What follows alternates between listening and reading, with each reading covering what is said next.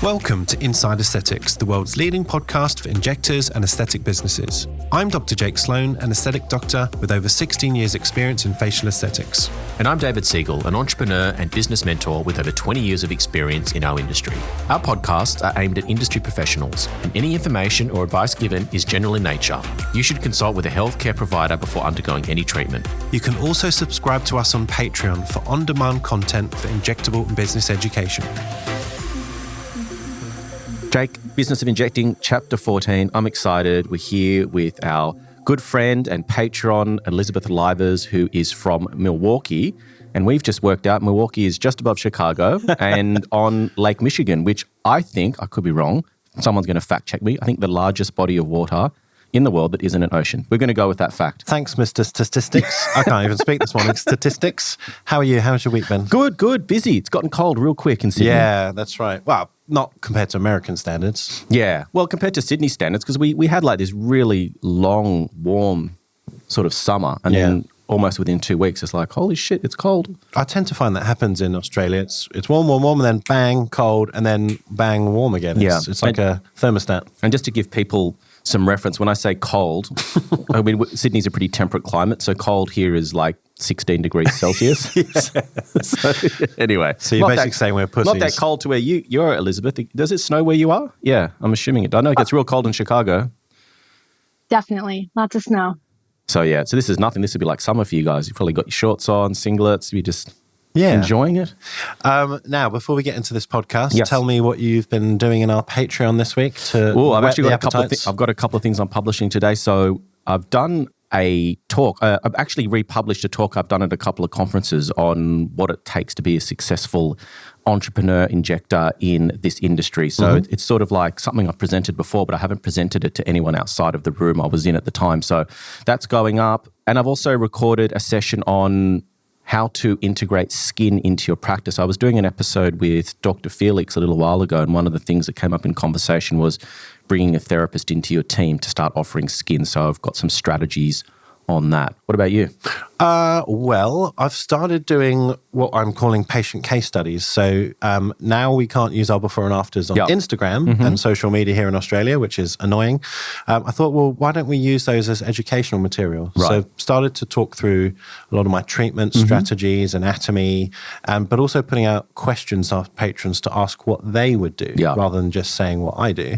Because it's interesting to see how people see faces differently. Yeah, so what they're giving you their take on how they would approach treatment protocols. Exactly. And just sharing those ideas and then also shared a really cool sort of cadaver video that I came across just to talk about anatomy of the upper face and temple. Yeah, well, I've seen a lot of engagement with those. So it's working well. Yeah, so join if that whets your appetite, people. Yeah, or just come and hang out for 7 days for free, see what it's all about. If you don't like it, we promise not to be offended. Yeah, use and abuse us and then go away if you don't like it. Yeah, and then offers quickly. Offers, yes. So latest offer is with Heidi Health. Yes. That is a very interesting sort of digital scribe that you can use in your consultations. Haven't had a play yet, but I know that Rihanna Bell, who was on our podcast a few episodes ago, she's using it well in her consultations. And it just, I guess, frees up your workflow and obviously makes things a little bit more accurate. And you can do cool stuff. You can do referral letters and sort of expand on what you were doing just with your consultation notes. Yeah. So to get all of our offers, just go to the bottom of our podcast description, just go to IA offers. Yeah, so with them, you actually get 7-day free trial. And then if you sign up for a 12-month subscription, you get your first month free.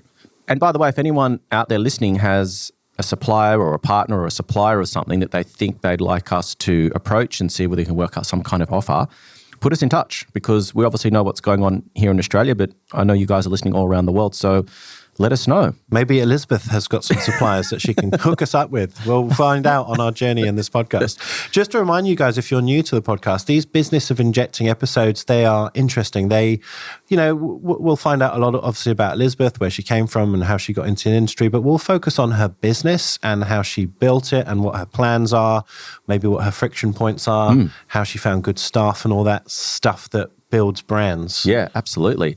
So, Without now all the preambles over, Elizabeth, welcome to the podcast. Thanks for joining us. How's your day been? It looks like it's bright and, well, it's either late afternoon or early where you are, because it's a beautiful view you've got outside. Well, thank you. I just want to say thank you guys for having me on. It's about 6:30 in the evening time, so just around dinner time. The sun will just be setting on our west side here, and so we get hopefully we get some golden hour Thank you. before at the end of the show. Well, thank you for choreographing Yeah, I'm really excited to be here. Thank you. Yeah, it's a beautiful view. We'll try and capture this and put it somewhere. So when did you get into the industry, Elizabeth? And tell us your brief journey. Sure.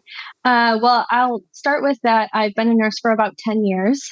Within that time, I went back to graduate school to become a nurse anesthetist. Around here, we call them CRNAs. And so I've been a CRNA for about 5 years. And I always had that passion for plastics, aesthetics, that kind of world. But I knew I wanted to do anesthesia. So I was like, okay, well, anesthesia is the way I'm going to go. And never really knew how the worlds were going to overlap. And then I heard that CRNAs, basically we're advanced practice providers here in the US. So very niche to our anesthesia world, but just like PAs, NPs, things like that here. So I took a course, fell in love with it, and thought, oh gosh, how do I figure this out? And I started my practice in January of 2022. So certainly beyond after the pandemic, but worked in the hospital that whole time in the pandemic, which was another kind of nudge to move. And then right now, I started in a 10 by 10 room. Right now we have about I don't know how the conversions work, but for my US friends, we're in about 1,500 square feet. Mm-hmm. And we've got 2 up and running treatment rooms with a third one that's going to be ready to open at any moment. And then I have 2 staffers that work with me as well. They are a nurse practitioner, and then you guys call them dermal therapists, but a medical esthetician here in the States. Right. Wow, that's a bit of a packed story. So let's just sort of break it down a little bit. So nurse anaesthetist. So what would your duties be day to day in theatre? What things do you do? Yeah, so the day to day, I'll take one step back. There are different anesthesia models in which we practice in the US. So you have medical direction, and essentially you function as an extender in those settings. There's supervision, and then there's independent practice. Mm-hmm. So it depends on where you work, what kind of your day looks like. But the general notion is you're doing anything peri-anesthesia. So from the preoperative experience, interviewing patients, to anesthetizing them, placing breathing devices, performing the anesthetic during the procedure, and then emergence, waking them up, dropping them off in recovery, and then rinse and repeat as your day goes on. So, which I still practice as a nurse anesthetist. And yeah, it's I don't know, I don't think you have them in the US, but I know France and a couple other European countries have them. Yeah, interesting. Why do you need the anesthetist if you do it all? Yeah. That's an excellent question, though. We work very well with our anesthesiologist partners and our physician anesthesiologists. So it's definitely a political, interesting world. Mm-hmm. But in those settings, we function as a team, and we call them team care models. So they or care team models, another way to say it. So fair enough. But my husband's a physician anesthesiologist, so I have to give credit where credit is due. As long as you're not putting each other to sleep, it's all good. Yeah. Yeah, exactly. There you go. Dad joke for the morning. Yeah. Boom, boom. So where did you get this notion that you wanted to venture into aesthetics? Because anesthetics, I guess there's some great skills that you can bring across in terms of life support, dealing with, airways that might be obstructed, and dealing with emergency situations. But beyond that, I'm not sure what the correlation is. So how, and this is like, I guess this is sort of a fair statement for most areas of medicine that aren't aesthetics. So where did you get the idea, and what was the motivation? It's a great point, because the worlds really don't collide. I thought the only way I was going to really get into that aesthetic world was going to be through plastic surgery and doing the anesthesia for plastic surgery. I didn't think that they would form, but I do think it's really interesting. And obviously I'm very biased, but because we do a lot of procedural work, we're putting breathing tubes central lines, arterial lines in patients, you have a lot of procedural skill set. So I think the procedure of injecting translates from that standpoint, just being comfortable with syringes, conversions, constantly doing dosings and things like that. And then the art side of anesthesia too is very fascinating. If you're not in the world, like there's a way to wake someone up from anesthesia, and that just comes with like experience and time. There's no like hard set green light, red light type rules.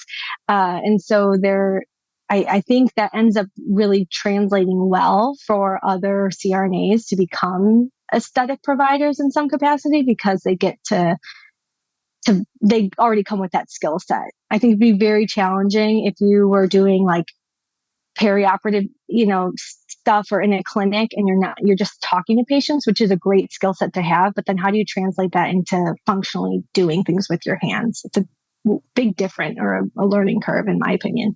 Yeah. And then you did your foundation course in aesthetics relatively recently. I think you said 2022. Is that correct? Well, I ended up doing that in about 2021, in like April of 2021. Yeah. I did that with another CRNA injector who started her own business. And that was the launching pad to then being able to find a space, start your own, practice and move from there. Okay. So, we've said on the podcast many times before that obviously getting that early experience is tricky. It's, finding a mentor or a good course or all that kind of stuff wrapped together. And then you open your business relatively quickly. So tell us about that kind of journey and perhaps reflecting back on it. Would you have done anything differently? Well, I would say the opening the business part excited me, because I really love the entrepreneurial spirit that comes along with having a business and kind of making your own. I think a lot of nurses and nurse practitioners and physicians, they get so tired of the daily grind in the hospital and feeling like a cog in a big machine. So being able to have a slice of something that's your own was great, and the business side. So goodness, that's a wild question too, because I'm trying to think of how I navigate, condensing down. But I would say I did start very quickly. I have zero regrets on starting my own business and just working really, really hard. I'm not originally from the Milwaukee, Wisconsin area. And so building a clientele, I think, has been, just with anybody, but I started from ground zero. I had zero Instagram followers. I really had, I still do, but I put in blood, sweat, and tears almost every day. Actually did probably 6 anesthesia cases earlier today. And then typically I come home and I inject about 2 hours afterwards. So I'm continually building, to get the foundational work, so the business can be branded in itself and thrive without me being in the daily hustle of it every day. Yeah. And which course did you go on? Who taught you? What kind of skills did you learn? And is there something still, understandably missing from your armory that you still want to build into your practice? Sure. So I did a course it was called Aura Academy. Suzanne Jagger is a nurse anesthetist as well, who has a practice out in Oregon. And she taught these small groups of about 20 people a clinical or a lecturing component. And then we would do live injections and mapping. And then she also had a filler component. So I think when you ever leave a course, or at least that's my hope, is when you leave a course, you're almost like, oh my gosh, there's so much I need to learn. And so I think that was probably one of the hardest things, because there's not a lot of regulation here, is, okay, how do I become the best provider that I absolutely can? So her course was fabulous, and it's not a knock, but there's just so much, like you said, that you can learn in one sitting and like digest all that information. So I would say what I'd still like to keep learning is just honing in on my craft. I think every time a patient leaves, specifically like with filler, when patients leave, they look beautiful and they're happy with their results, and I'm happy. And then after I go but look at the after photos, and I'm like, how could I have made this like a little bit better? And what skill set do I need, or what do I need to train to do to make that happen? Is constantly what I'm thinking about for the patient. Yeah. So, where did you open your first practice? Like, how far is it from your hospital? What did it cost? What did it look like when you sort of inherited the room? Just tell us about that journey. Sure. So it was not too far from where we live, actually a couple blocks this way that I could walk to. And it was a 10 by 10 room. The way it was set up was the gym, it was within a gym actually. And so the gym owner had several private rooms that people could rent their businesses out of. And it's a great concept because he wanted to create this wellness collaborative where there was an acupuncturist, there was a esthetician already there doing skin services, there was a massage therapist. So it was all like wellness focused. And I was there for about a year and a half before moving to this location, which we can get into. But that at the time was about $900 a month. And that encompassed everything. Like I didn't pay for any internet or anything. It was all included. And so that was like the starting launching pad. And the overhead, it was so nice back then. It was so low. And so now things are a little bit different. And so that comes with growth, obviously. But yeah, right. So that's kind of where I started. And what was the concept for the original offering? So you've gone and done your foundational course. You've decided you want to do your own business from day one.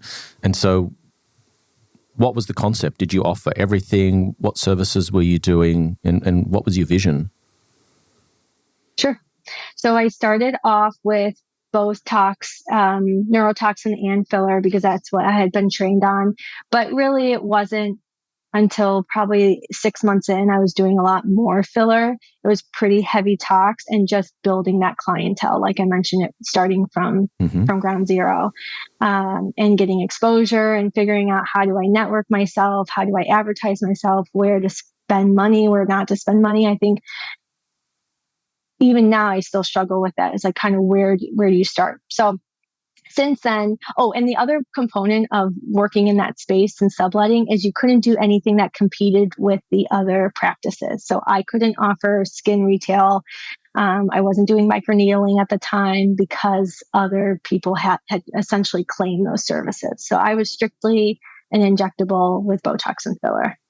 That's actually something that's currently sort of trending on our WhatsApp chats with injectors who are sort of not sure. Do they offer skin, and the cost benefit of dedicating your time as an injector to also offering skin, and the cost versus the benefit. So what did you want to add in that you couldn't at the time, and since moving, what have you added in? Sure. So I think the things I would have, or I wanted to at the time, like once I got my feet wet with injecting, I did think that skin was like the next kind of component of having retail, because I did hate that people were spending hundreds of dollars with me, but then they weren't investing in their skin in another capacity. And so I had those conversations with them. And again, the whole concept of the space rental was that I would refer to the esthetician so she could then manage their skin health, and then they would come back for me. So it was a great concept, and cross referral and everything like that. So I think retail skin would have been great to have on early, or honestly, looking back, it was probably a blessing in disguise, because people getting into retail, like, when do I do it? I didn't have the clientele to do it at the time. So I would have sat on probably thousands of dollars worth of product and been a bad financial decision. So now I'm happy and thankful for that situation. But right now we do offer our injectable, menu, tox, filler, and then we do have biostimulators like Sculptra and Hyperdilute Radius. And then since moving, we brought on retail. We have like 2 or 3 different lines and kind of picked our favorite things from those lines to bring in. And then we have standard microneedling, radio frequency microneedling. We bought the Silpherm X device, if you're familiar with that. And then with the addition of our esthetician, we've now launched a whole kind of chemical peel, facial, and we bought hydrofacial as a device as well. Can I walk you back to when you first started? And this is something that I can just about remember sort of 16 years ago when I started. When you come from hospital and you start somewhere, wherever it is, and you obviously did your own thing. I was working in a medi spa that, I just sort of rented the room on a Saturday. It's a weird mind shift going from public medicine to, I guess, private medicine, and you're taking money and you're kind of doing everything yourself and you're marketing and you're trying to run a website. So can you sort of talk about the challenge of almost changing to a different hat and maybe giving advice for people in that situation? What did you do that worked and maybe some mistakes you made? Sure. Well, I'm no business guru, but I did, growing up, I would have like lemonade sales as a kid outside on the street trying to raise money to buy a puppy. And then I became a dog walker and like all these things so I think that shift wasn't too challenging, at least for me, from my perspective, in my experience. But I think you just have to look at people in such a different light, or not even a different light, but I think one of the pushes to go into aesthetics was, again, I love anesthesia. I love the science behind it, the clinical, the procedural stuff, but I didn't get to spend time with patients. And so that was which I should have known better anyway, but I love having relationships. I love talking. I love keeping them obviously very professional, but I just love that interaction of make someone feel so good versus when I anesthetize them, I drop them off in the PACU recovery, and then I never see them again. So I think building relationships with your patients also makes some of that stuff easier, like talking to them about their service, doing a transaction, things like that. And again, I think it'd be harder if I had a lot of friends in this area, because it'd be like, oh, can I get a discount? Can I get that? Like it doesn't happen as much here because I don't have those long-term relationships with people. I think that would be very challenging if like a flood of 10 family members showed up. Yeah. Yeah, So. Everyone wants a discount. All of a sudden, everybody's your friend and your long-lost cousin, right? Yeah. Yeah, exactly. Yeah, people coming out of the woodwork. So where did you initially generate patients from? Because you said you're not from the area, you didn't have deep personal connections and network to sort of lean on, which a lot of people do when they start businesses. So where did you generate that interest and then set your pricing, finances? Just explain that a little bit, because I'm sure that's something that if I was sitting in a car listening to something going, yeah, but how did you do it? How did you? Yeah, sure. Sorry. That's all right. Okay. So, well, I'll say from a financial start, I started with about $10,000. I said, this is what it took to, I painted my room. I changed the flooring. I bought, a $3,000 injecting chair. That was probably my biggest investment. So the initial probably startup cost with my training was around $10,000. And then, I knew my rent. Obviously, I priced out my rent for the remainder of the year. And then started being like, okay, here's what I really need to do to return everything that I've at least, break even point. And so the way I found patients, was just through relationship. And there were some days it's so funny. I remember when I had nobody, I would listen to your guys' podcast, or I would hear someone speaking, and people were like, okay, if I don't have patients, what am I going to do during that time? I'm going to work on my social media. I'm going to watch a video and Patreon and train, or watch an online thing, or Dan Julian he has awesome YouTube videos. I was like, I'm going to fill my space with all this stuff. And getting patients, especially to spend a few $100s, can be a challenge. So you had to find the right clientele. So I broke down who was my clientele. Who did I want to see? I wanted the women who shopped at Lululemon, who had a big, or not big income, but like a wallet that they could support their treatments. Like, who was that ideal client that I would attract? And then I did a lot of pop-ups. So I worked with other small businesses to say, hey, I provide these services. How could we collaborate in some capacity and keep things professional, and bring in clients and just get more exposure? So typically when I did like a pop-up, I did offer a discount at that time.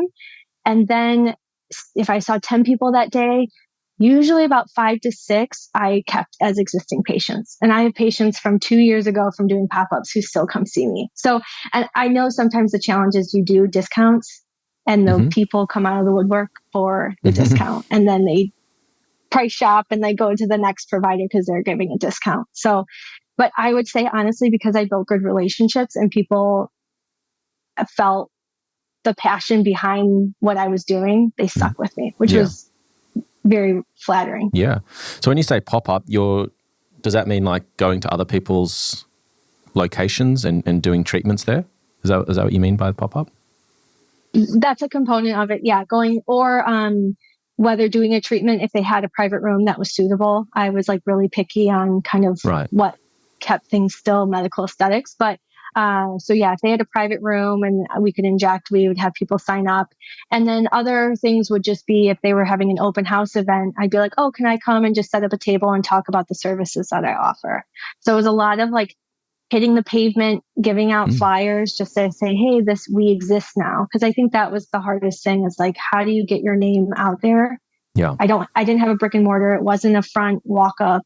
So it was very like, how do I become exposed? Oh, so, and then the other component of listening to look, touch, and feel is getting your website out there. If you don't have that brick and mortar, getting your website up and running SEO. So I had someone build a very basic website and then had immediately SEOs imported into there. So then people could Google Milwaukee Botox and then hopefully they could find me that way. Just in case that reference was lost on newbies, Look, Touch and Feel, or LTF, they're one of our IA offer partners.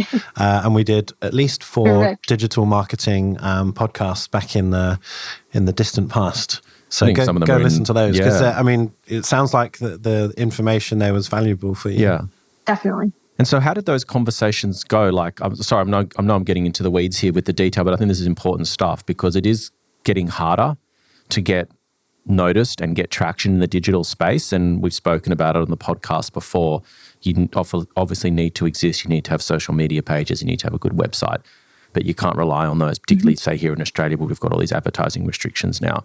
So I'm very interested to sort of get a little bit deeper into how you approach these people because I think this is where we may need to go back to in terms of how we generate new businesses to go out and actually, as you said, hit the pavement, have face-to-face conversations, which a lot of people these days are not comfortable doing. We live in the digital world. But going out and having face-to-face conversations, having the confidence and the capacity to talk to strangers and talk about your business. And so how did you approach these businesses? So you selected businesses, obviously, that resonated or would frequent the sort of clients or patients that you had identified would be ideal for your business. So as you said, the Lululemon mums probably, in their late 40s to 50s, decent income earners with disposable income, aesthetically minded, healthy living, all that kind of stuff, right? So you've profiled this patient type that you've said, okay, this is the people I want in my practice. Okay, so then you've gone and selected businesses that you thought would have those types of clientele in them. So now talk me through the conversation. So how did you approach these people? What did you say? What was in it for them? And yeah, sorry, I just really want to unpack this a little bit more.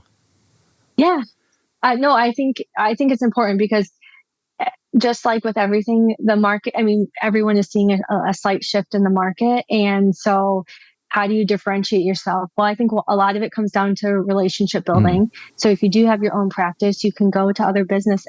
There are so many other small businesses who want to support other small businesses. And so I think that's a huge component of just building those relationships with other people. So I would typically either go in there in person and say, hey, is your manager around?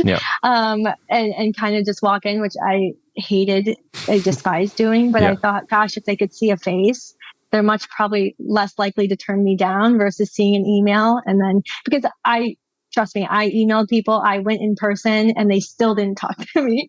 So, you have to be okay with rejection, for sure, when you're kind of just trying to market yourself.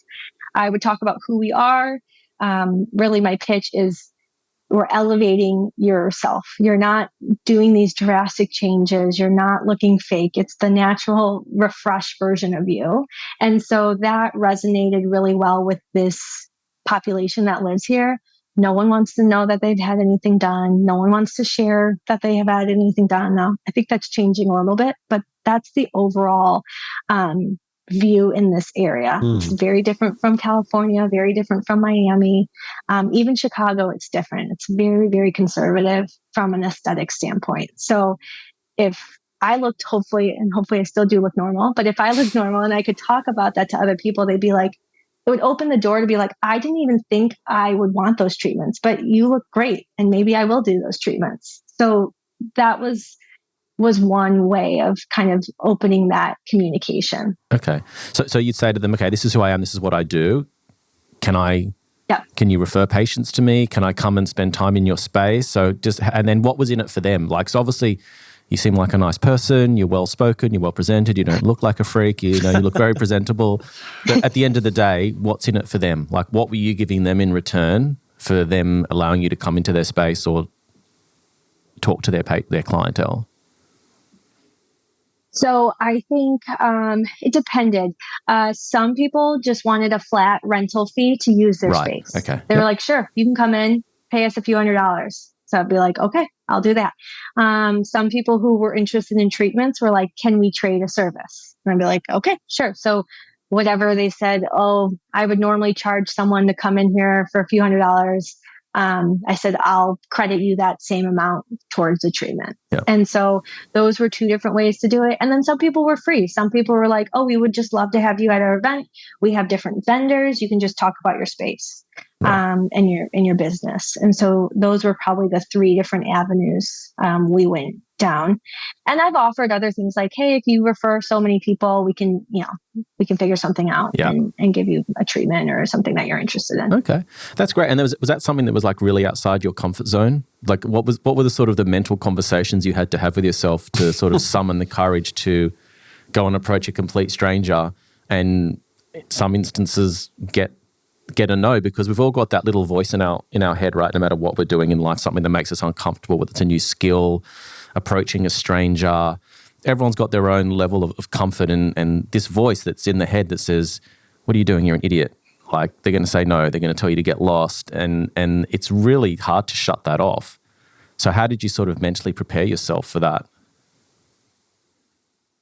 Honestly, it's probably what I did right before this podcast and interview and talking, because I was so terrified. And after I messaged you guys, I was like, why did I do that? I'm a nobody. I've done nothing so far in the last 2.5 years.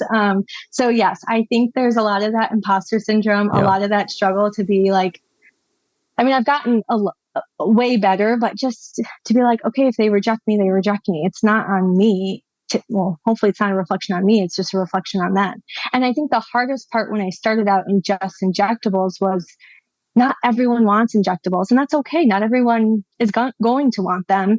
But if I only offer that service, I'm missing out on a huge group of people that could be getting treatments.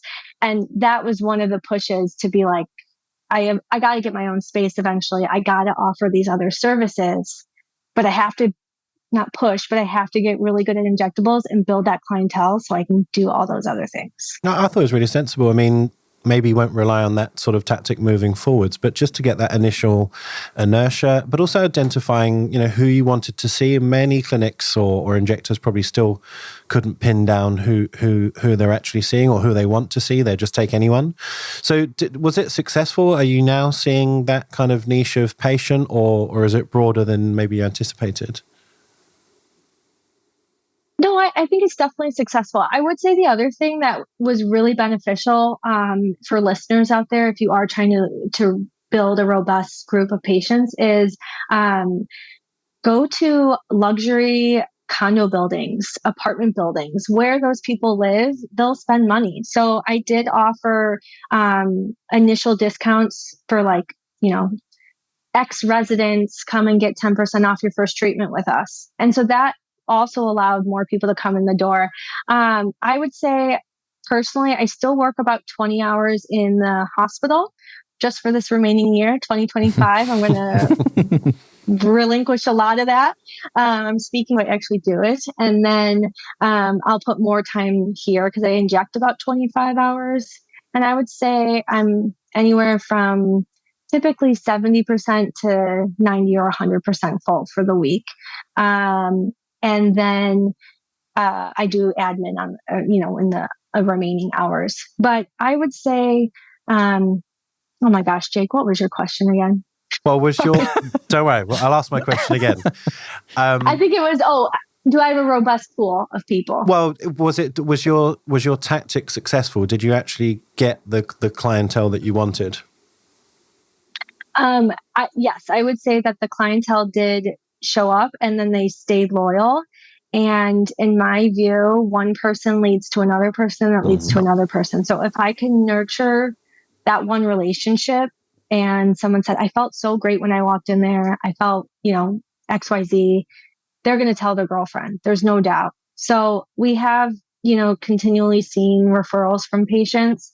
And so, yes, I don't do a ton of pop-ups anymore, but we still do that. We did one like 2 months ago, and we had like 4 people all spend a lot of money afterward coming to our clinic.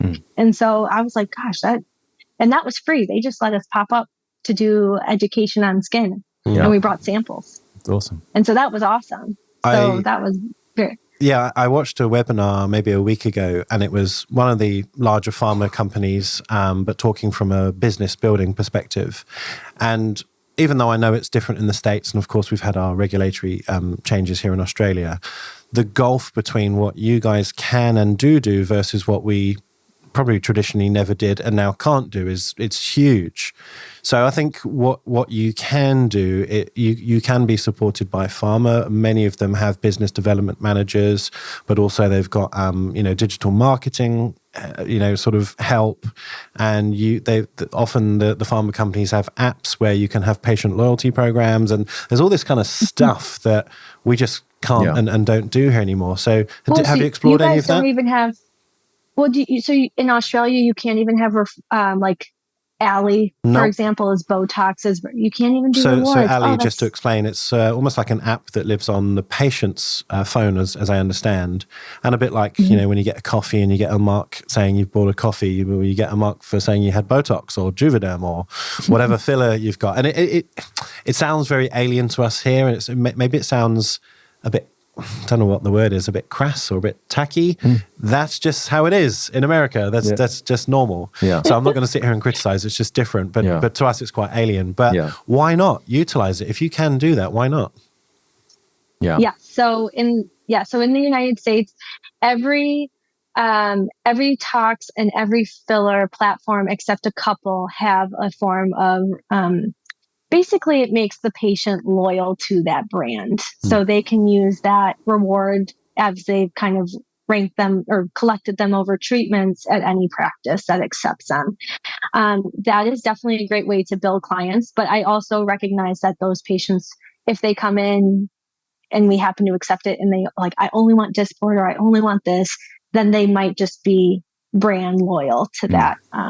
But it does help, like, in the United States, there are platforms that the pharmas provide where like these are our approved providers who purchase product from us, they're reputable, you can go there. And so someone could search like Botox Milwaukee, and then all the practices that have Botox Cosmetics then can refer. So I've seen patients here and there from that, but nothing crazy.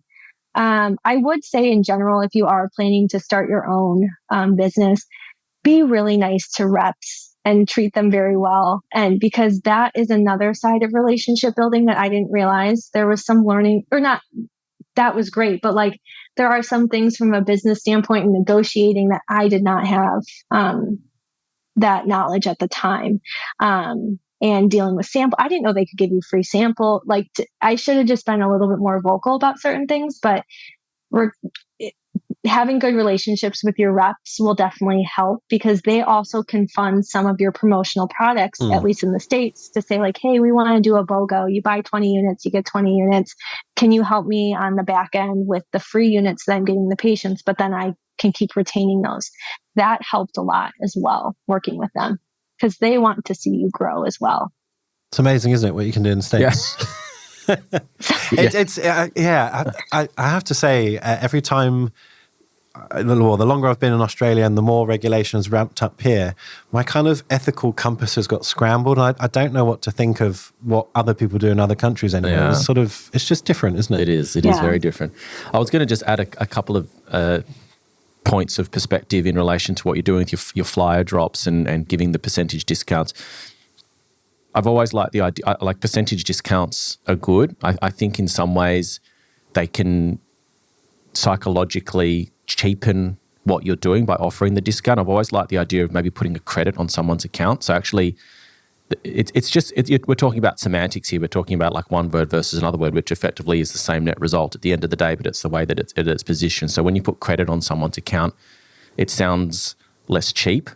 And also people don't want to lose that credit. It's kind of like a weird psychology where people like that fear of loss. People don't want to lose that. So I guess for anyone listening, maybe think about rather than going on the discount, because I've been down the discount. I mean, I was involved in clinics that just all they did was discounting. So this is not a criticism at all. It's just, stepping back from that situation and looking at how you might do things differently. I think that's a way to go as well. And then in terms of a couple of the conversations that Felix and I had in our Patreon discussion, which is published, was around not only talking to local businesses, but getting into your local community. So if you've got kids, make yourself known at the school. If there's opportunities to talk at like, parent events, if you can get involved in your local chamber of commerce, there's business groups. There's lots of ways to sort of really throw yourself into your local community. So businesses are great, but I think there's other strategies as well that you could sort of add on to that. I laughed only because, our kids are at a new school and word has got out that I do what I do. I've already had one mum, and it's fine, it's great, and we've sort of become friendly with them, but you're never quite sure if you want to be that guy in the playground where you're known as Mr. Botox. I don't know. But yeah, why not tap into, these people are all well-to-do mums who are similar to me, so why not? Yeah. But I think it's got to be done in a way that doesn't sort of sound cheesy, like the car salesman in the playground. What I'm saying is that sometimes there's opportunities to get up and talk about things at certain events where you might talk about the aging process, for example. Of course. Not just about, hey, I'm Dr. Jake, let me stab you with some tox. Want some tox? Yeah. Open up like a Mac with like syringes in the inside of my you'd coat. Be like one of those flashes that it's got like syringes in your jacket. Yeah. I completely agree. It's a balance though of you just open up your coat, jacket, and you pick which tox you want to take. It's a delicate dance for sure, because you want to get people in the door, but you don't want to lessen your own value and continue. So I think I have done a decent job of treading that line of making sure that we've still held our standards. I would say initially when I started, I was charging the top price for tox. I'm like, I have a doctorate in nursing practice. I'm a CRNA. I went to this school. Like, I have a great skill set, and I literally can put people to sleep and bring them back to life. So I was like, I'm going to be good at this. So I did charge that top tier. But I don't even know, what are you guys charging a unit in Australia? It's hugely variable. I was going to ask you the same question. So, what would you say the average is? Because you speak to lots of people. Oh gosh. $12. That's for Botox? Yeah. And then, of course, people carry Dysport, Xeomin. Yeah, so it's normally like if you just do the equivalent, if you divide your tox by 2.5, and so you do the same with the price for the Dysport. So like $4.5? $4 or $5, for Dysport, Yeah, what would it be in Milwaukee? Yeah, I think that's pretty comparable. I charge $13 a unit US dollars. There's practices that do 12. There's some that do 14. Or now they're just starting to do 14. I think when all these price shifts changed in 2024 at the beginning of the year. But I know like some people in like DC and New York, they're charging like $18, $20 a unit. I don't know how anyone can afford it. It's pretty crazy. So other than the reps that you said you would have liked to have had more knowledge around what they could do for your business and how hard you could push the relationship and how important they were, is it, before we sort of move on to the future and where you're at now and the big changes that you sort of have achieved or you're moving toward, would you have done anything different retrospectively, knowing what you know now in those early days? Yeah, we talked about, just working with your reps in a little bit different way. I think one of the hardest things that I have found as a business owner is where to put marketing dollars to. Besides SEOs and things like that, that's kind of a no-brainer. But like, do we run campaigns? Do we do this? Do you work with an influencer? Some of these things I don't have good answers for because I'm still very much learning. I am looking at that recurring revenue end of things and I book everybody at that same appointment. And I say, just for convenience of everything, we just want to make sure you're taken care of. Let's look at 3.5 months from now and book your appointment. So I have my tox patients are regular, but now that we have an esthetician, how do we get more patients in on a monthly basis for facials and things? So right now we're looking at like memberships. And so I would honestly love your guys' feedback of what, is that something that you can offer in Australia? Are those rules against that, or any insight into the memberships? Yeah. I know people that do I know the people that do memberships in their clinics here in Australia. Those memberships work in lots of different ways. So some people I know have got like a membership where people pay X number of dollars per week, and one of the big attractive drivers for that is having free LED. So people pay X amount of dollars for membership. And they can come in as many times as they want. Obviously, there's an online booking system. And they can come and get their LED. And for every $15 or $20 that they pay per week for this unlimited LED, there's a percentage of that. I think it's like $1 or $1.50 that gets credited in addition to that to their account that they can use to redeem whatever they want, for example. So that allows them to redeem it for potentially injectables without overtly advertising it. They can use it for skincare, skin treatments, products, whatever they like, gift cards. So that's something that I know works quite well. I do like the idea of the membership model. In terms of how you grow your skin side, I know that depending on how busy this therapist is, if they've come to experience, maybe they've got some existing patients that they bring across with them or they'll follow them to your business. But if they're sitting there twiddling their thumbs and they don't have patients, then I would just make it a mandatory thing that every patient that comes in for Inject gets a complimentary, potentially facial or something that's going to not cost you a lot of money. If you have a device that doesn't have consumables, peels are really cheap to do. Or maybe just the consult. Or a consult, any of those things. So actually just start getting them in front of patients. It's a value add for them. They're not paying for it. And it just gives your therapist or your esthetician the opportunity to get in front of these potential patients and sort of make them part of add their services to what they do when they come into your clinic. So it's not just about injectables, it's about adding skin on it as well. And then I think too, it's also a lot of people in this space have focused on injectables and sort of living within that box, which is great because you obviously need to be really competent and specialized in that area. But even if you don't do the treatments, being able to have those conversations with your patients, because they trust you. You're their first point of contact. You're the one that's, the practitioner or the doctor. And so they tend to trust, rightly or wrongly, they tend to trust that opinion more. And so if you're able to have intelligent conversations and tell them what they need, even if you don't do them, and then refer them to those other people in your team. So I think it's not just about relying on employing someone with the right credentials and hoping that you're going to build the business. You have to have the knowledge as well. Yeah, another tactic that you could do, similar to what David said, is in your consult, ask some very simple skincare questions, and that may sort of open the conversation to, Jackie's the expert at pigmentation. I can organize a free consult for you if you like. Or what you might be able to do is, I don't know how your sort of data capture works, but if they indicate that, yes, I would like some more information about skin, having had a brief chat with you, then you can remarket to them with, all of your skin sort of EDMs and all that kind of stuff to almost funnel them through. Those more keen patients, you could sort of re-advertise to them. And maybe you could also do sort of a one-time only offer on skincare that you're selling on that initial injectable consult to sort of introduce them to your brand and sort of create a little bit of hype around, I've got to do it today. Otherwise that sort of opportunity is gone. So a couple of tactics for you. Yeah. I just think that I like that. Yeah, everyone knows what injectables do. Like if you grab the average person off the street, irrespective of age, if you say, do you know what Botox is? I'd say most people are going to say yes.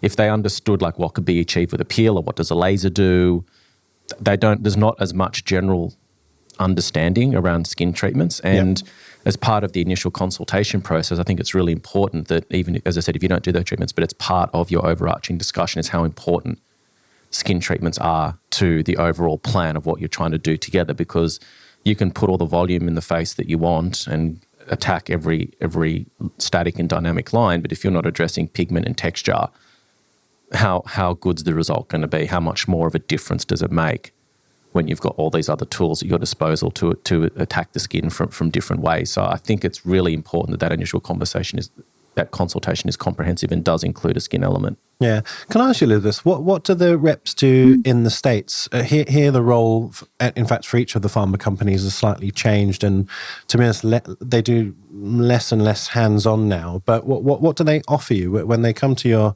clinic and they knock on the door and you sort of have a chat? What sort of services can they provide you? Sometimes on the product, depending, not as much for injectables, but they can do some educational stuff. From a purchase order standpoint, they can kind of help you out on the back end with samples and different things. The promotional stuff that I talked about, kind of running buy one, get one, or kind of thing. I do agree. It is it's a very weird thing to be like, oh yeah, medical aesthetics. Like, I don't know, it'd be like going to the gynecologist and getting one free treatment because you bought one. It's a very weird concept. I completely agree. And so, and same for offering discounts or offering reward programs. You're like, what are you talking about? This is bizarre. But I would say just utilizing the reps from that early on standpoint. Obviously, if you're buying a certain amount of product, they'll give you trainings. I had no idea that. I didn't know if I spent X, they're like, oh, we'll send you this training. And I was like, oh my gosh, it's so nice. They want to send me this training. I'm like, oh my gosh. A year and a half, 2 years later, I'm like, no, they can, and they can facilitate those things when you buy a certain amount. And I had no idea. So, but I agree. I have changed my kind of consultation now that we do offer these other services. I talk about, how's your skin feel? What's going on with your skin these days? If they're like, oh, it's been so dry and this, I'm like, oh my gosh, you should meet with our esthetician, Sydney. She can address any of your skin concerns. So that's been a little bit more incorporated. And if they're a new patient, what are you currently doing with your skin? Yeah. Because again, if you're going to spend hundreds, maybe thousands of dollars on injectables and you're not wearing sunscreen, you should probably have a different conversation about where you should spend your money. Yeah. Because ethically, I mean, I want to do what's right too. So, following on from the reps, which companies have you sort of aligned with? I mean, it doesn't really matter, but I'm curious because, of course, like you said, loyalty leads to open doors, but also better pricing. And, you know, David and I have sort of debated how that works and is that good, is that bad? But like, how have you made those decisions? So I think starting out, I thought I needed to have all these products. That was another key, not mistake, because I didn't buy tons, but I thought I needed to have every little line, and you don't. I do carry all of the neurotoxins that are FDA approved because I do like the idea of customization, and I do choose certain toxins for certain patients. As far as filler, I only carry a few lines. I think that is the hardest part is, do you become brand loyal and get all those rewards, or do you have the flexibility and the skill set of utilizing a bunch of different products? I went down that road of working with multiple products. So we have Galderma products, Dysport, Sculptra, and Restylane family of fillers. We have a few from there. And then we have MERS, we carry Xeomin and Radius. And then we have Taxane with RHA collection. And I think that's a Prolenium, one filler from Prolenium, which is a Canadian-based company. Okay. So. And if you did the maths, I'm sure you have, because you seem like you've sort of planned this well. If you were just with one filler company and you sort of got a better deal, how would that look compared to spreading things and having 3 fillers in stock? It would have probably financially been a lot more beneficial. Okay, fair. Yeah, it is. I that's the other concept of like, that's what's weird to me. Okay, if I'm super loyal to one company, I get all these rewards from a business owner standpoint. Like, that's bizarre to me too, but that's the industry that we're in. At this point, I do love what I have. So I probably won't change it at this point. But as we continue to grow, I might focus my energy a little bit more on one product, but always have things in the back wings. So I don't know. I would hate to only have Dysport. Nothing wrong with Dysport. I love it. It's probably what I inject the most. But if I only had it and someone came and sat in my chair and said, I had Dysport down the road, it didn't work for me. And you're like, oh crap. I got to tell this girl that I only have Dysport. I didn't want to do that, if that makes sense. Then I'd rise to the challenge and say, I can do it better. Fair enough. I should have asked how many units they got. Yeah, it's often the case. It's very rare that someone's, resistant. So something else is at play, whether it's the pattern, the depth, the dose, all of it. But don't you see new people you see new people and they're like, oh yeah, I had this product and it did not work. And you're like, okay, well, they've already made up their mind. They don't want that product. Yeah. I do hear it, and I only carry, one. So I either rise to the challenge or I don't. And I'm going to actually share a story on Patreon next week about that particular scenario. And it worked. So thank God I was right. Perfect. Yeah. Yeah. It's a difficult proposition, I think, for someone that's potentially not as experienced or doesn't have that kind of a profile that you've kind of developed, Jake. I think it is definitely a challenge, and you need to build that trust with that patient. That relationship's new, right? And we've spoken about before, even if there's nothing there's nothing wrong with Dysport and the chances of that patient being resistant to it is very low, there's a psychological element as well. Oh, for sure. And so I think when you're starting off that relationship, there is no trust. You guys are meeting each other. It's like your first date. You don't know you don't know whether you want to see this person again. So I think it is a difficult proposition. So I see the conundrum. I really do. When you've got new business that's growing, patients that's come in, they've said they've had a bad experience with something else, and you've limited yourself to one product, then you're kind of starting on the back foot. And yes, there might be some injectors that can overcome that, but for many, it could be a difficulty. Yeah, I wonder if it's a more common scenario in America because the patients know the brand name and they're advertised to and it's forced down their throat almost. But here,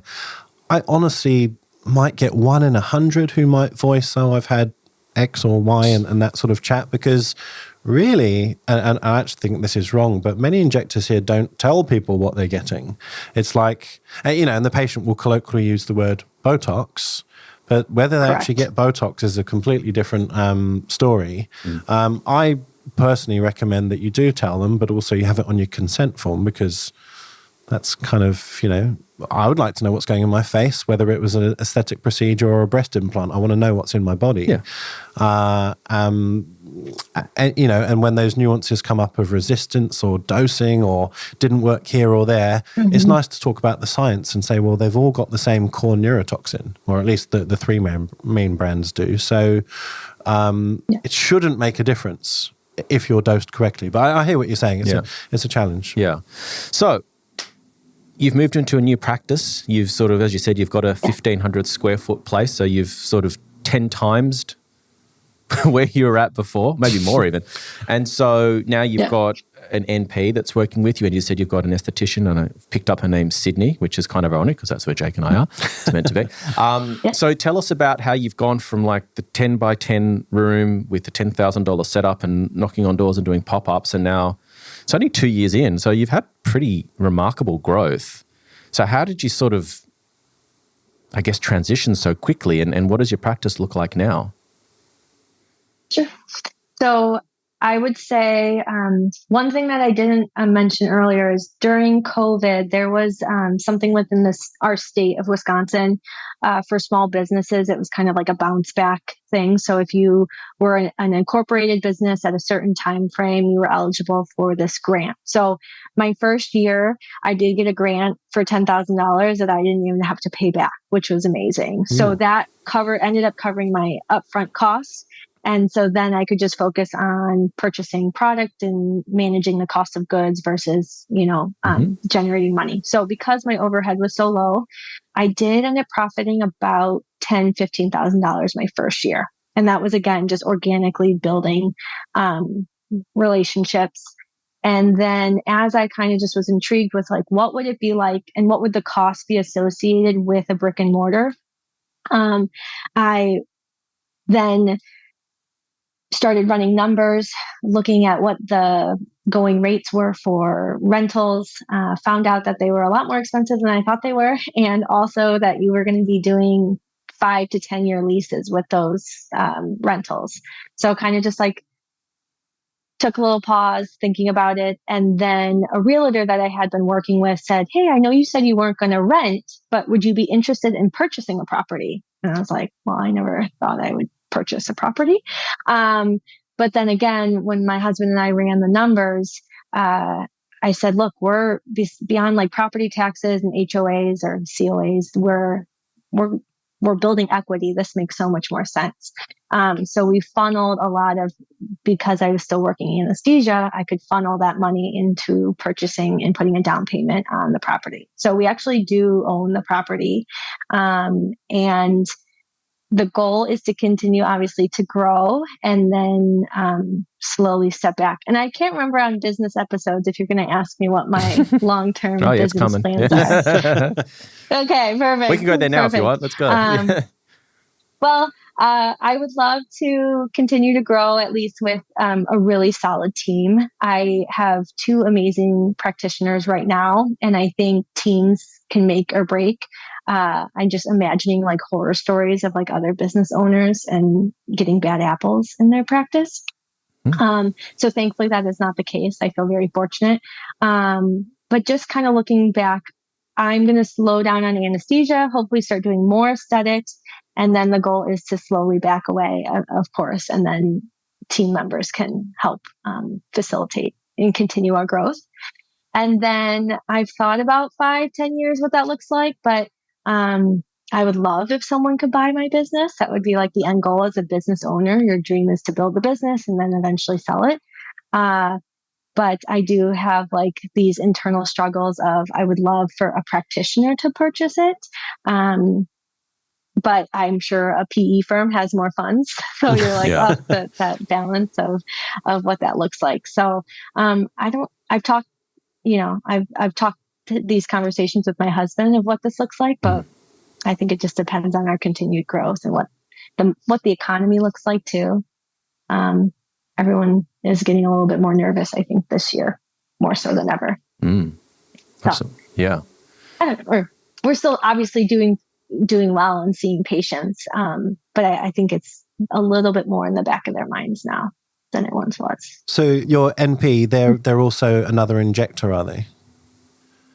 Yes, right. They're an injector and they provide nearly the similar services that I provide as well. And so how have you found the challenge of incorporating, second injector? I mean, I'm sure there isn't, but sometimes there's a clash of not competition, but they want to distinguish themselves and they may have their own way of doing things, their own favored products. And sometimes that can be difficult to incorporate in what was ultimately your brand to start with. So how did that go? So again, it's all about relationships and networking. I found Abby is our other injector. I found her at a conference actually at the Confidence Bar where Ronna Kennelly is. We were at a seminar together. We happened to sit right next to each other. It was 2 people from the same area that happened to sit next to each other, and we didn't know each other at the time. So she actually at the time had her own practice. She was renting a room, doing something very similar. And jokingly, as I was doing the build out here, she was like, "Oh, if you're hiring, let me know." And I was like, "Oh yeah, actually we will be eventually. If you know anybody, let me know." And she's like, "No, I think for me, are you interested in hiring?" And so it just very organically worked. And she was having another baby and just wanted to kind of put that business side behind and just focus on showing up for work, doing the work, and then going home. And so that's very much what her role is. She's a contractor. She helps out in any capacity that she needs, but she comes, she injects, and then she leaves. So I don't think there's any animosity because she had an existing clientele. She also, if I can put people on her books, I also encourage them. I say, we have a great nurse practitioner. She has a wonderful skill set. She's been injecting about the same time as I have. We inject the same product, so she's very knowledgeable. You'll be in great hands, and just kind of verbally getting them over to her books as well to continue to build. So that's thankfully we haven't had any of those worries of dealing with like who's better, who gets the client. I don't care about that stuff as much. I just want people to do really well. And if they do better, then I'll do better. That's my mindset. Mm-hmm. How much time do you spend? Because obviously you're still in the hospital. I'm not sure what like your private life looks like, whether there's family on the cards or there already is. So obviously you've thought about the future. So how much time do you spend working in your business versus on your business? And then what I mean by on your business is, reviewing, how marketing's going, how busy everyone is, like what's the average spend that people are sort of across different practitioners. So it's, obviously between yourself and the esthetician and the other MP, what the retention rate is, looking at your financials, looking where you might be expanding. I notice on your website, you're sort of going down the wellness space as well, which is still kind of unfolding. So how do you sort of split your time between all the different directions that life pulls you in? Sometimes not very well in terms of time management, Sure. But I like I mentioned, it's about 20 hours in the hospital, about 25 hours of open injecting, and then probably another 15 hours on the business day to day. I do have different people who do delegated tasks such as payroll and things like that, bookkeeping. It's not my wheelhouse, but I do review that information and then make a decision.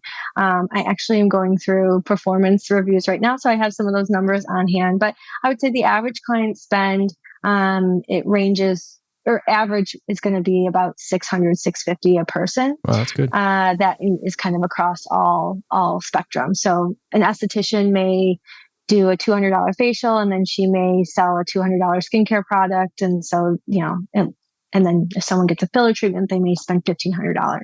So we have quite a bit of spend, like max and mins. But overall, I think my goal is to continue to get people retained, not continually searching for new patients. Or of course, we'll take new patients, of course, but not neglecting our existing patient population that we have, I think is so important. So again, if the esthetician only has one person, or Abby, our injector, only has one person that day, I said, nurture them like they're the, Prince of Egypt or, Queen of England, something like that, where they feel so good about themselves and how they feel when they're here, because they will remember how they felt.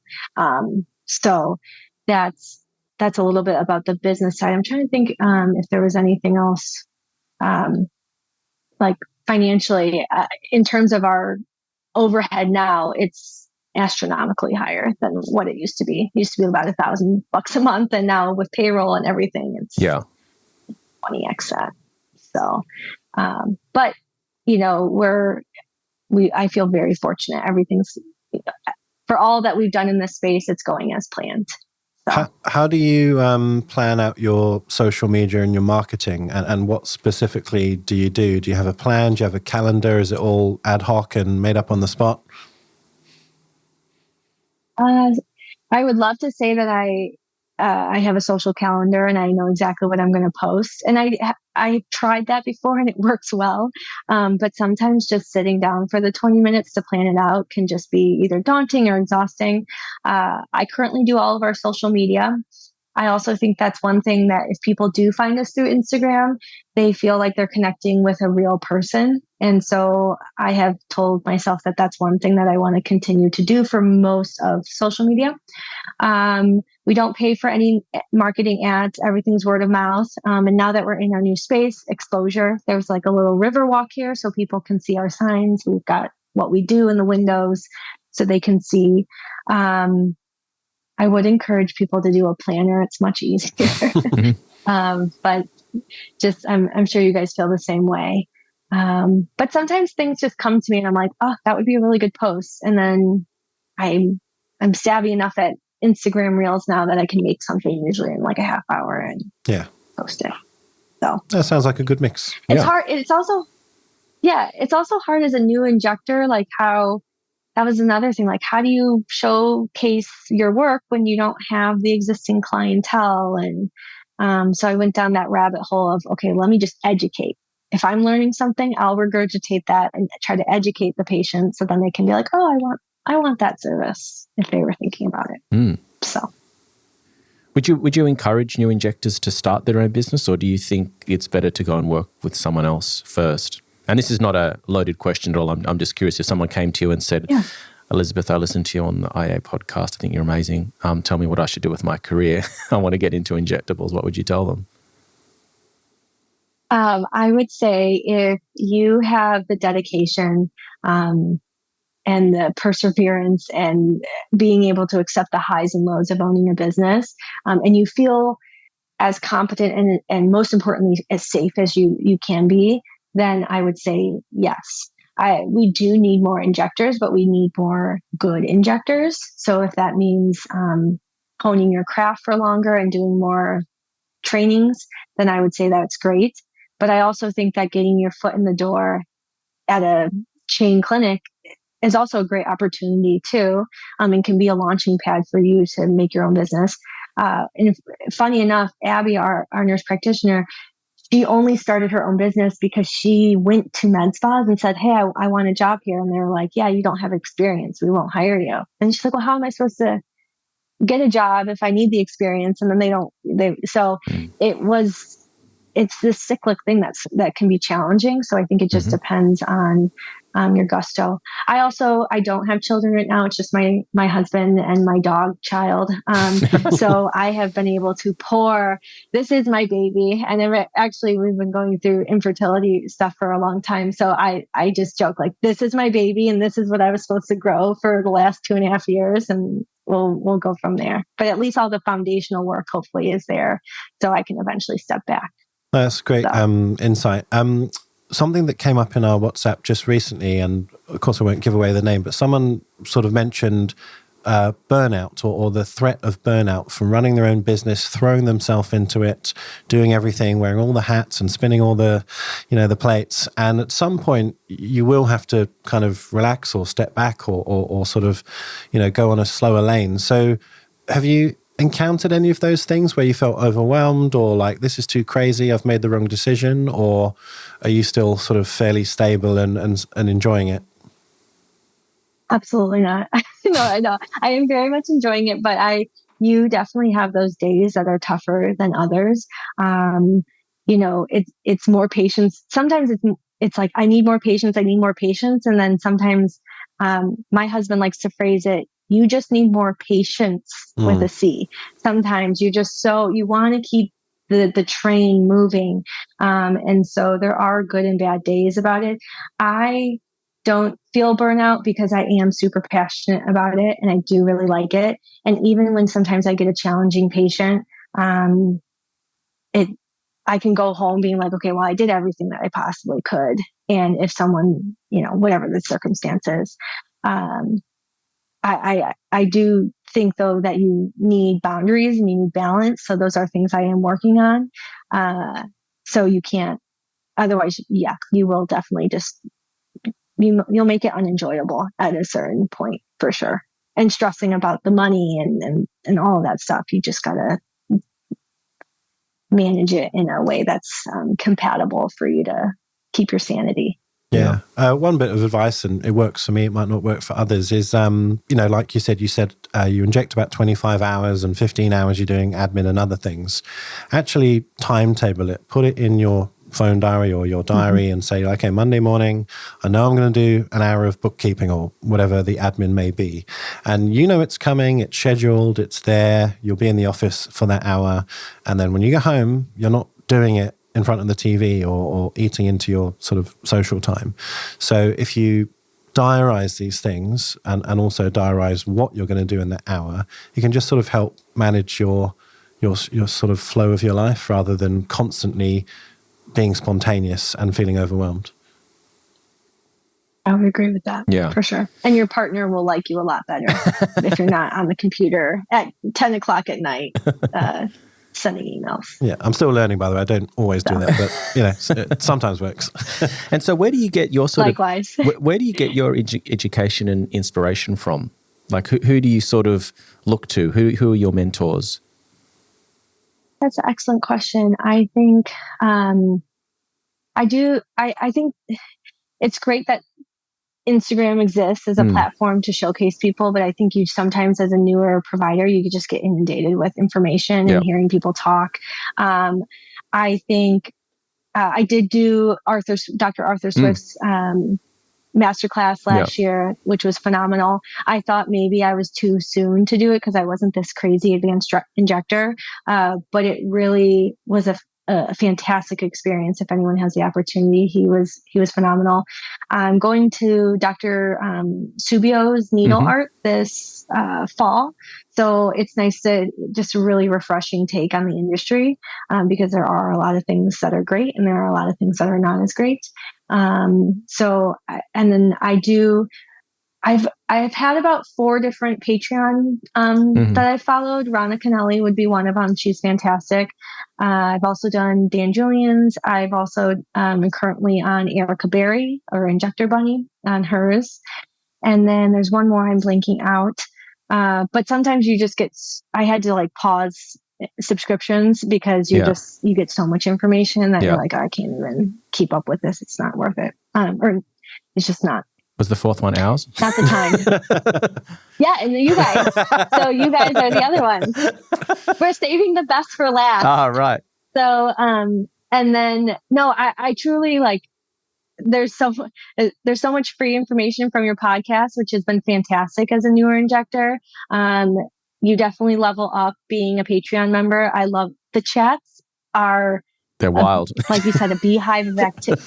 They're nonstop. I get so overwhelmed. I'm like, well, there's 400 messages I missed. I just can't catch up.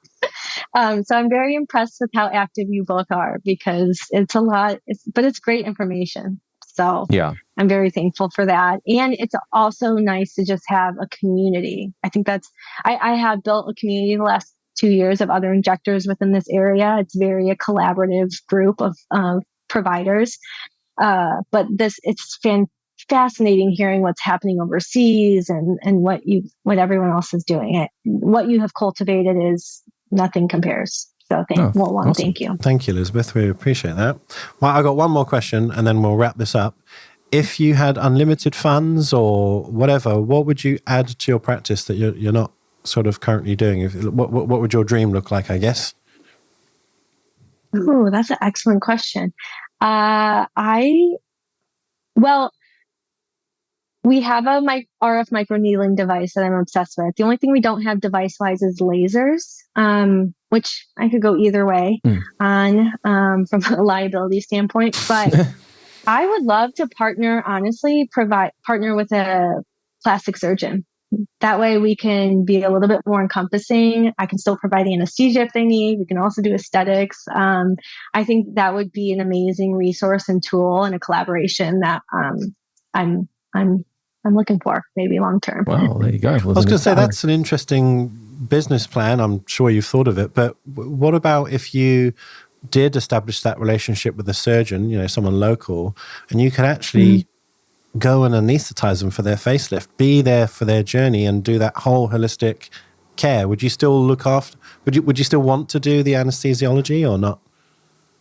I do. I want to keep that skill set. It's so unique and I've worked really, really hard to achieve that. And so I will do it in some capacity, but what the amount I'm doing right now is just too much now that I have employees and things like that. But yeah, no, it's a very interesting concept of being there from start to finish and being part of that whole procedure. And I've never really thought about it in that whole capacity, but I really like that. Yeah. And it would just be easy for you to refer because you'd be like, well, I'm going to be with you, with that surgeon who I'm telling you to go and see. Yeah. So I'm not sending you off, I'm going with you. So could be cool. Well, and I think it's so important for any provider to have a surgical referral because if you can say that you can do everything with injectables, you can't. Yeah. So, I think that's so important. We don't refer to surgery more than, Yeah. Potentially a derm as well. I think a derm, having a good derm and a plastic surgeon on your speed dial, even if it's complication management, support, as you said, collaboration, some back and forth referrals. So I think that'd be great. So if any plastic surgeons or derms are listening in the Milwaukee, Chicago area, Elizabeth is looking. Including Silvio, who's in Chicago. It'd be a great partnership. Yeah, exactly. Yeah, in Chicago. Mm-hmm. Cool. Well, that's been a fascinating chat and lovely to get to meet you. I know David was sort of instrumental in sort of planning this and getting to know you, but I thought it was great. Fantastic. Great. Well, thank you, gentlemen. I really appreciate it. And hopefully I didn't talk too much. No, it's good. That's what we got you here for. Well, we'll see you in the Patreon, the crazy WhatsApps, and don't be scared to share more. Yeah. We'll see you in our Patreon. I will be there. Yeah. I know. I need to introduce myself. That'll be my next challenge. Yeah, absolutely. We actually might start. We should make it mandatory that people need to do a video introduction. Well, I have made it. Video. Well, I say mandatory. I've asked people to do voice notes just to say, hey, I'm so-and-so from so-and-so, but most people are too scared. I know. It'd be so good if everyone did a little video. Hey, I'm such and such from here. And yeah. Well, anyway, see if we can introduce it. We'll work on it. But thank you so much. I'll start it and then we'll get it kicked off. That'd be awesome. Done. I'm holding you to it. Okay. Thank you. Well, thank you guys. Have a wonderful rest of your day. Thank you. See you later. Bye. For our latest news, follow us on Instagram at Inside Aesthetics Podcast. If you want to get in touch with myself or David, follow us on Instagram as well at Dr. Jake Sloan and David_Inside Aesthetics. Join our Patreon for invaluable business and injectable education. Get access to our global community of like-minded professionals, live and interactive Zoom sessions, hints and tip videos, webinars, and more. Head over to www.insideaesthetics.com/Patreon for more information.